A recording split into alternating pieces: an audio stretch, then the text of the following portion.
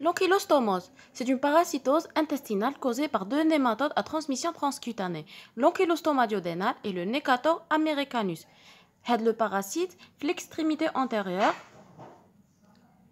on a une capsule buccale pour les deux sexes. Ou l'extrémité postérieure, pour la femelle, elle est effilée.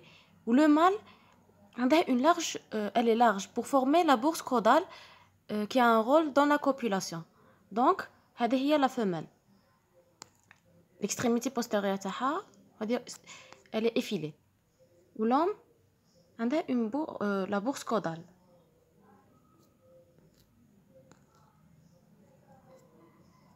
Et l'extrémité large. Pour le cycle, on a trois phases. Une phase libre dans le milieu extérieur et deux phases dans l'organisme, phase de migration et phase d'état. On commence par la phase libre dans le milieu extérieur. Le milieu extérieur, si les conditions sont favorables, l'œuf a une éclosion pendant 24 heures, 48 heures. Une larve rhabditoïde. La larve, après 48 heures, elle se transforme en larve strongyloïde. Elle va subir une mue pour se transformer en larve strongyloïde enquistée. La forme enquistée, elle est mobile, résistante et c'est la forme infestante. Où la contamination humaine se fait par voie transcutanée, par pénétration de la larve de façon active à travers de la peau et à la faveur de marches pieds nus. Donc, lors de la pénétration du ver, on aura des signes cutanés, un odème, prurit, lésions de grattage, etc. Après la pénétration, donc, du germe dans l'organisme, donc on aura elle commence la phase de migration. Fin de la phase, la larve, par voie zonquine ou lymphatique, elle va gagner le cœur, puis le poumon, puis le carrefour aérodigestif. Qui est le carrefour aérodigestif selon l'espèce responsable. Si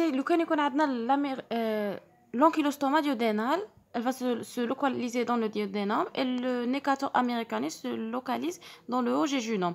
Fin de la phase de migration, من la voie sanguine, le poumon, on aura des signes pulmonaires, une hyperéosinophilie. Puis, lors de la phase d'état, la larve تكون في الجيجونوم ولا le duodénum selon l'espèce causale. Donc, la larve va se fixer dans l'endroit où elle va subir deux mues pour se transformer en adulte. L'adulte, après 40 jours, il va éliminer des œufs avec les selles. Et pendant cette phase, on a des troubles gastro-intestinaux, diarrhée, douleur abdominale, une duodénite, etc. Ou le ver sont hématophages, donc on a une destruction des globules rouges, donc on aura une anémie. C'est la phase d'état. Pour le diagnostic d'orientation, il est clinique ou biologique. Biologique, une anémie, hyperéosinophilie, hyperleucocytose.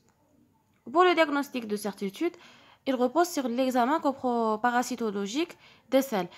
Il met en évidence la présence des œufs dans les selles.